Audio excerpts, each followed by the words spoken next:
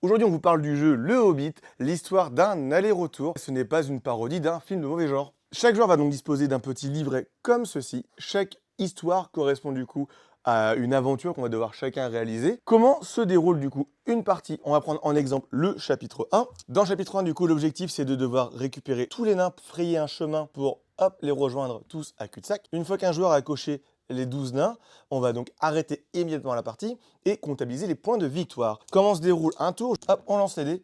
Le premier joueur va donc sélectionner un dé et l'utilise immédiatement. En l'occurrence, le joueur va prendre celui-ci, ici, et ici. Il est important vraiment d'imiter entre guillemets à la perfection le dé pour que ce soit plus ou moins propre. J'ai récupéré un petit pain que je vais du coup cocher ici. Ensuite, le deuxième joueur va récupérer un autre dé qui lui va le faire sur son plateau, ainsi de suite, donc premier joueur, deuxième joueur, troisième joueur, etc. Dans l'aventure, on va pouvoir récupérer des épées, qui elles rapportent également des points de victoire en fin de partie, suivant le nombre d'épées que vous avez récupérées.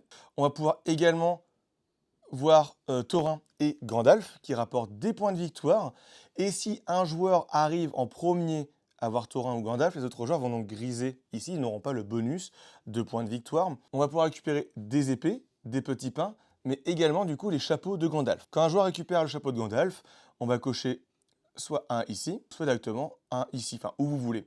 Et vous récupérez l'action directement du chapeau coché. Ici, je n'ai pas rempli les deux, du coup je ne peux pas récupérer les deux chemins.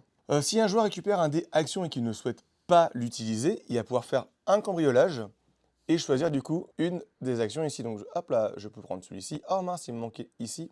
Bim, c'est complété, réaction en chaîne. Je récupère du coup, bim, bim.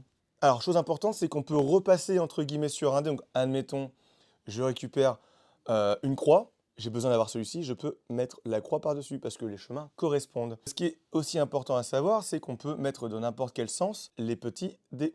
Hop, tac, comme ceci, où j'aurais pu très bien partir comme ceci, etc. On ne peut pas traverser une bordure épaisse, c'est interdit. Une fois que un chemin est connecté à un nain, du coup, on va venir cocher ici. On va pouvoir collecter les épées sur le plateau en passant dessus directement. Et également, hop là, les petits chapeaux qui vont être directement actifs tout de suite dès qu'on les récupère. Plus on avance du coup dans la partie, plus on récupère des points de victoire. Comme je vous ai dit, la partie s'arrête dès que, là pour le chapitre 1, un joueur a récupéré les 12 nains. On comptabilise les points de victoire, celui qui en a le plus gagnera la partie. Plus on avance dans l'histoire, plus on va retrouver des dés différents, donc des petits dés spéciaux. On va retrouver d'autres petits tokens. Il y aura d'autres conditions de victoire que je n'ai pas vous dévoiler pour cause de spoil. On l'a testé en live sur notre chaîne Twitch avec Tom.